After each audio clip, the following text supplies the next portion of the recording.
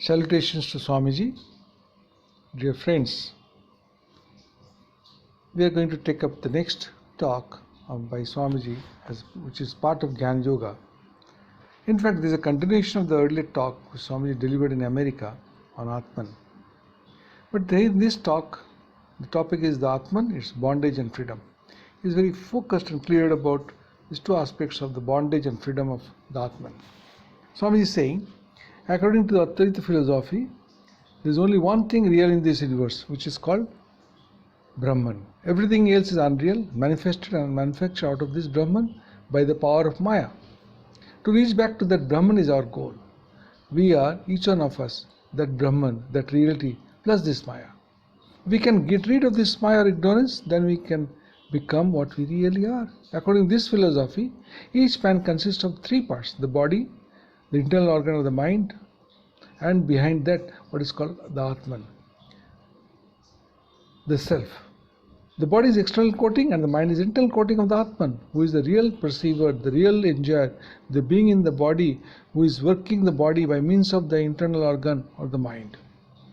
The Atman is only existence in the human body which is immaterial.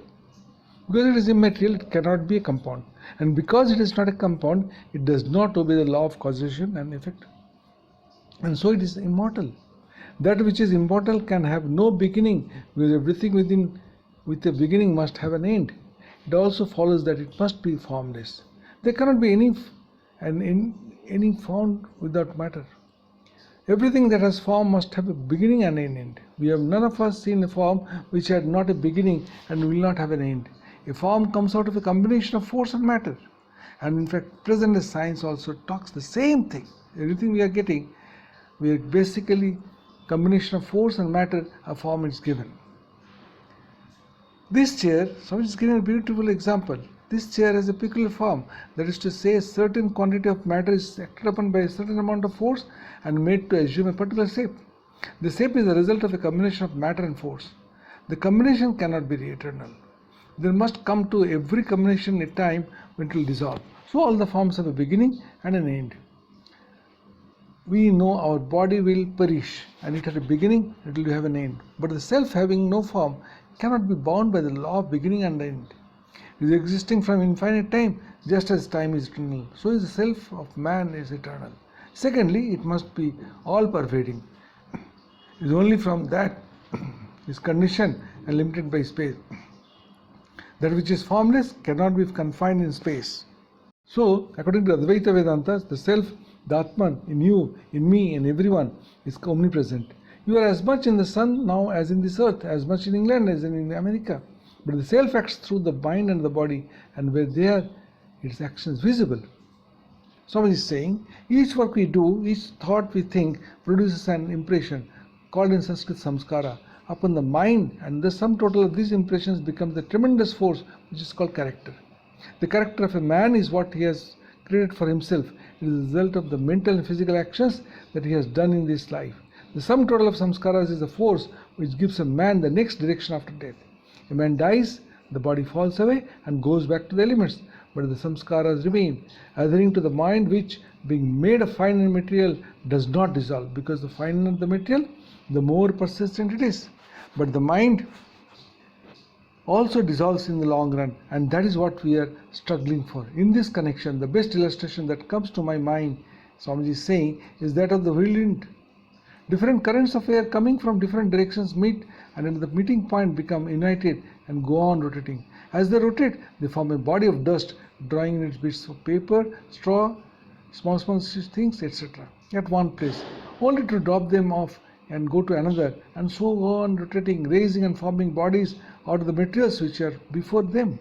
Even so, the forces, which are called prana in Sanskrit, come together and form the body and the mind out of matter and move on until the body falls down. When they rise, other materials to make another body, and when this falls, another rises. And thus the process goes on and on. Force cannot travel without matter. So when the body falls down, the mind stuff remains. Prana in the form of sanskara is acting on it. And then it goes on to another point, raises up another wheel from fresh materials and begins another motion. And so it travels from place to place until the force is all spent, and then it falls again and it ended. So when the mind will end, will be broken to pieces entirely without leaving any samskara, we shall be entirely free. And until that time we are in bondage. Until that time the Atman is covered by the wheel of the mind and imagines it is being taken from place to place. When the wheel falls down, the Atman finds that it is all pervading. It can go wherever it likes. It is entirely free. It is able to manufacture any number of minds or bodies it likes. But until then, it can go only with the wheel. This freedom is the goal towards which we are all moving. Suppose, somebody is giving a beautiful example. There is a ball in this room, and each one of us have a mallet in our hands and begin to strike the ball, giving it hundreds of blows, driving it from point to point until it at last flies out of the room.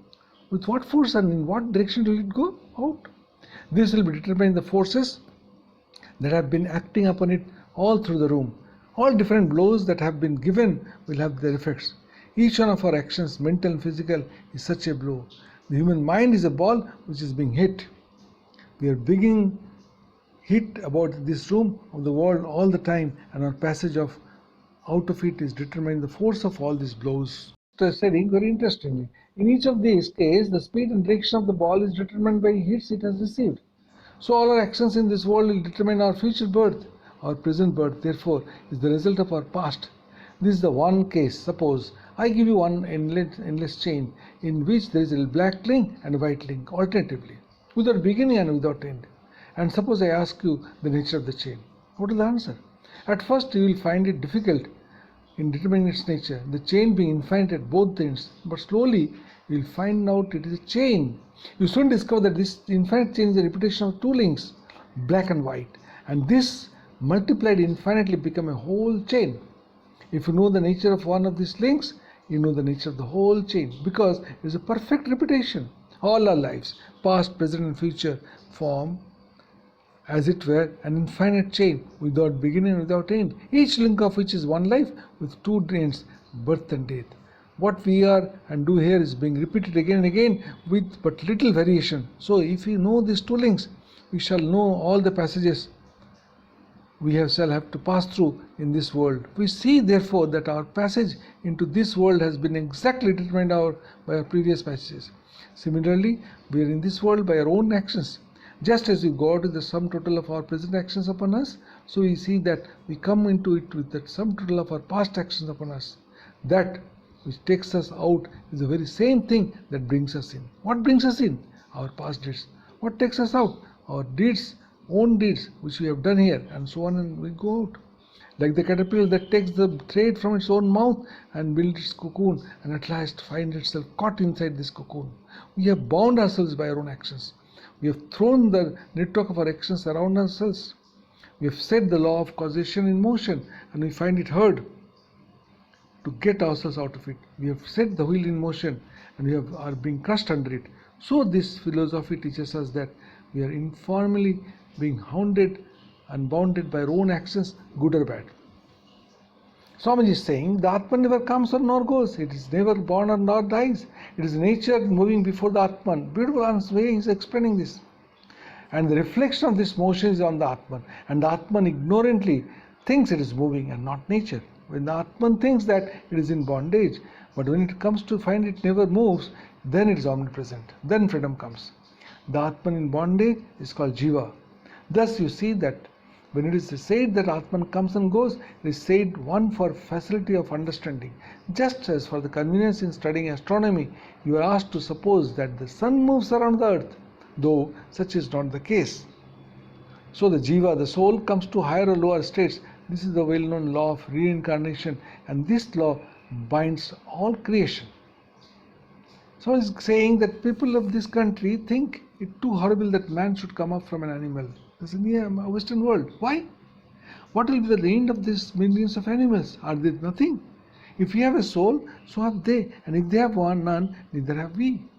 So he is giving beautiful logic, very strong logic. He is saying it is absurd to say that man alone has a soul and the animals none. I have seen men worse than animals. The human soul has sojourned in lower and higher forms, migrating from one to another according to the samskaras or impressions, but it is only in the highest form as is man that it attains to freedom.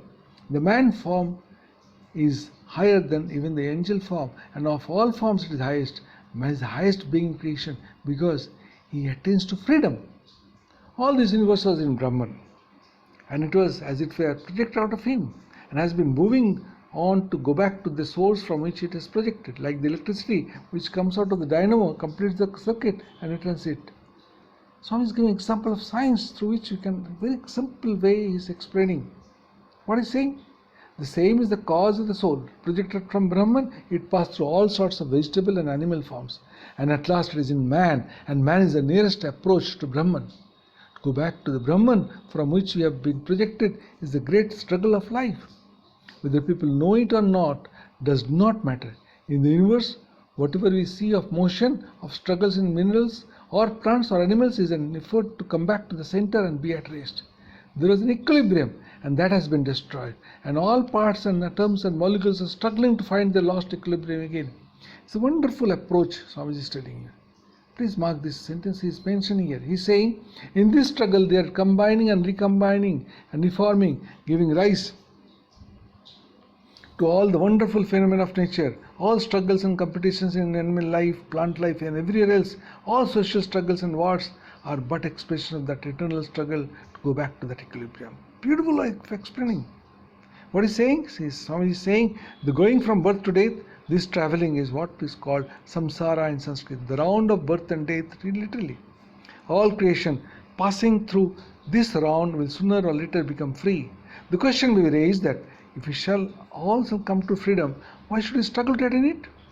If everyone is going to be free, we'll sit down and wait. It is true that every being will become free. Sooner or later, no one can be lost. Nothing can come to destruction. Everything must come up. If that is so, what is the use of our struggling? In the first place, the struggle is the only means that will bring us to the center. And in the second place, we do not know why we struggle. We have two. Swami is giving quotation. Of thousands of men, some are awakened to the idea that they will become free. Unquote. The vast masses of mankind are content with the material things, but there are some who awake and want to get back, who have had enough of this playing ground here. This struggle consciously, and while the rest do it unconsciously. What is the bondage and freedom of Atman? Swami is giving it beautifully, is explaining. The alpha and omega of Vedanta philosophy is to give up the world, giving up the unreal and taking the real. Those who are enamored of the world may ask, why should we attempt to get out of it, to go back to the center? Suppose you have all come from God, but you find this world is pleasurable, nice, then why should you all not react? So why should you go not try and get out of this? They say, look at the wonderful improvements going on in this world every day. How much luxury is being manufactured for it? This is very enjoyable. Why should we go away and strive for something which is not this?